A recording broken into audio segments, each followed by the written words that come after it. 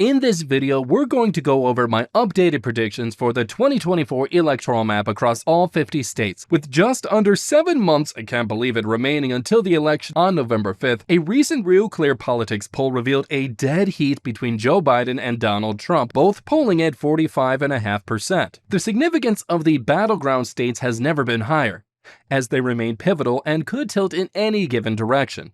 Without further ado, let's take a look at the map. So, let's start off by filling in the solid states that are securely in either Biden's or Trump's camp, with margins of 12 percentage points or higher. When it comes to Joe Biden, the incumbent president, he is poised to secure Oregon, Washington, California, Vermont, New York, Hawaii, Connecticut, Delaware, Maryland, Washington, D.C., Massachusetts, and Rhode Island, resulting in 147 electoral votes. Meanwhile, Trump is projected to win Utah, Idaho, Montana, Wyoming, North and South Dakota, Nebraska, as well as the 1st and 3rd congressional districts of Kansas, Iowa, Missouri, Oklahoma, Arkansas, Louisiana, Mississippi, Alabama, Tennessee, Kentucky, Indiana, South Carolina, West Virginia, and the 2nd District of Maine and Alaska, granting the former president 132 electoral votes. Now, before we continue, please subscribe and help us get to 1,000 subscribers. With that being said, let's continue. Next up, we're going to categorize the likely states that are expected to vote for Biden. Although they're not as firmly committed to the strong blue vote, these states are anticipated to have margins between 5 and 12 percentage points. At the current moment, Joe Biden is on track to win New Mexico, Colorado, Illinois, New Hampshire, New Jersey, and Maine's congressional district. Colorado currently holds a 6.5-point lead in RCP polling, indicating Biden's imminent victory and acquisition of Colorado's 10 electoral votes. Historically, Colorado has leaned towards the red since gaining statehood in 1876, but their consistent blue voting trend since 2008, which is in sync with Biden's current lead, could be hinting a probable outcome of Colorado sending its electoral votes to the Biden camp. Now, next up on our list is New Mexico, offering 5 total electoral votes up for grabs. The most recent poll, which dates back to last August by Public Policy Polling, indicated Biden leading over Trump by 8 total points. Although Biden won the state by double digits in 2020, the upcoming election might see tighter margins because New Mexico stands as the only state at the moment with a Hispanic majority, and as Hispanic voters increasingly shift towards the right, Republicans could witness improving prospects here in the upcoming years going forward. In 2020, Trump lost the state by a mere 10%, but now he's only trailing by 8 points. Illinois has consistently voted blue in the past 8 elections, with Biden securing a 17% victory margin in the 2020 election. I would say that it's probably safe to assume that the state and its 19 electoral votes will go to the Biden camp because of their voting history. However, the margin between Biden and Trump is much thinner in this election cycle, with polls by Emerson College showing Biden at a 9-point lead. While Illinois is expected to maintain its blue streak, having not voted red since 1988, it's not entirely implausible for Trump to win them over, particularly since the point difference continues to narrow down. New Hampshire, despite its consistently voting blue in presidential elections, New Hampshire, with its 4 electoral votes, has often elected red-leaning individuals in their Senate and governor voting throughout its history. While this tendency may not significantly impact presidential voting, it is still worth noting. A recent poll from the state of New Jersey indicates that Biden is leading by just 7 points. However, the recent bribery scheme that involved Bob Hernandez is most likely going to impact the Democrats' chances in the state. Despite still being expected to win, it is very much anticipated to be a closer race than last time. Now, when it comes to Maine, they operate uniquely with their electoral votes, similar to Nebraska, where each votes are divided among multiple districts. In Maine's case, there are 2 districts, each capable of sending a vote in either direction they choose. Additionally, 2 extra electoral votes are awarded to the candidate who wins the popular vote statewide. This was the case for Biden in the 2020 election.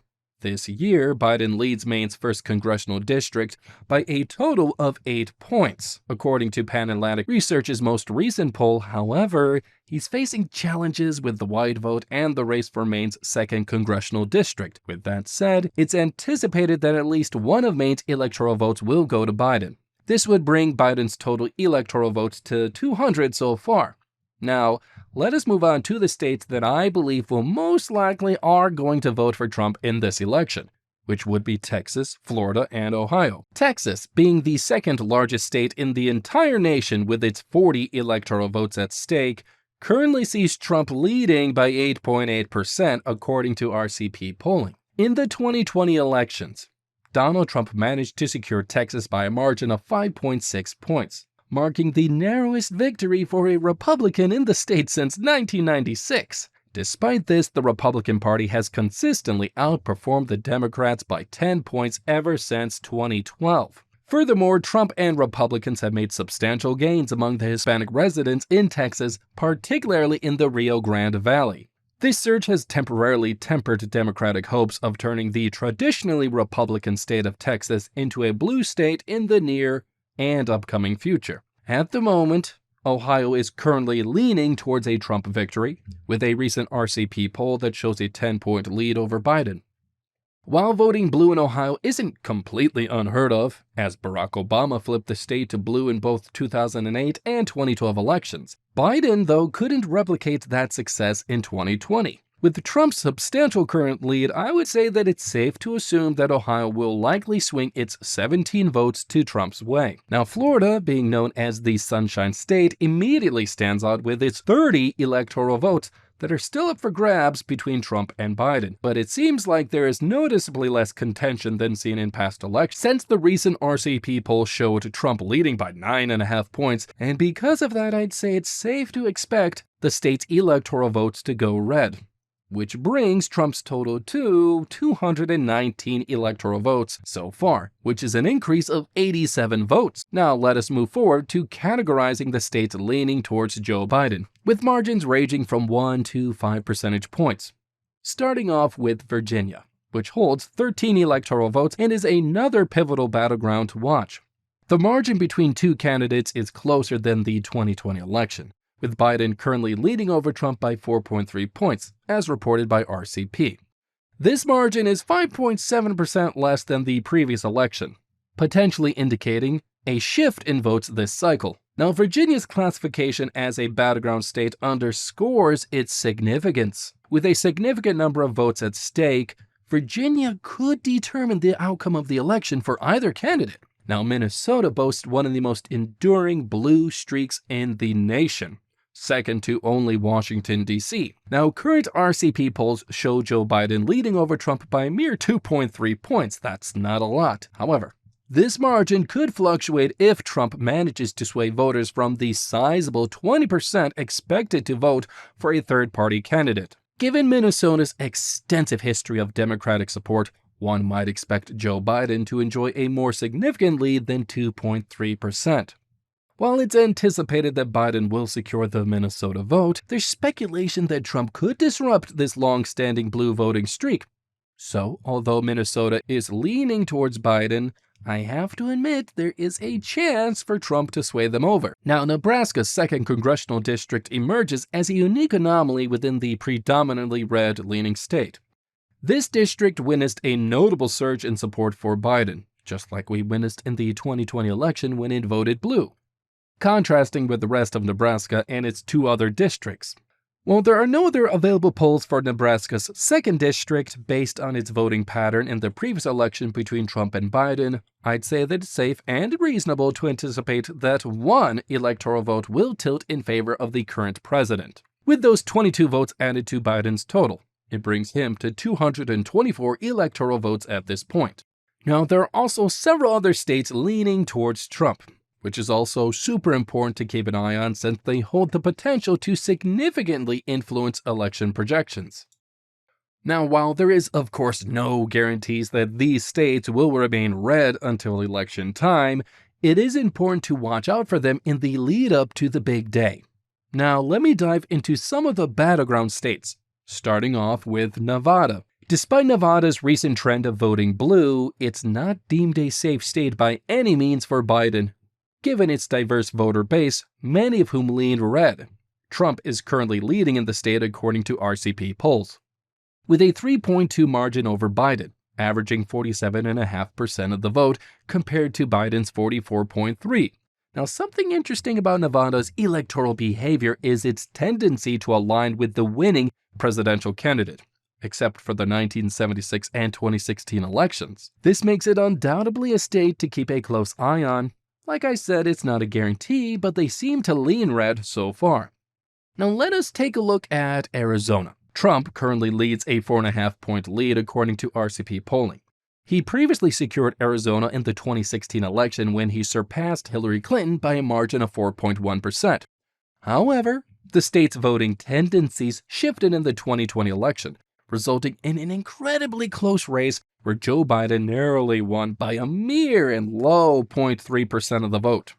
Given Arizona's consistent red voting history in presidential elections, and 2020 being a significant exception, it wouldn't be surprising if Arizona flipped again. Presently, Arizona and its 11 electors are leaning towards the Trump camp. I would not be shocked if they flipped towards the red.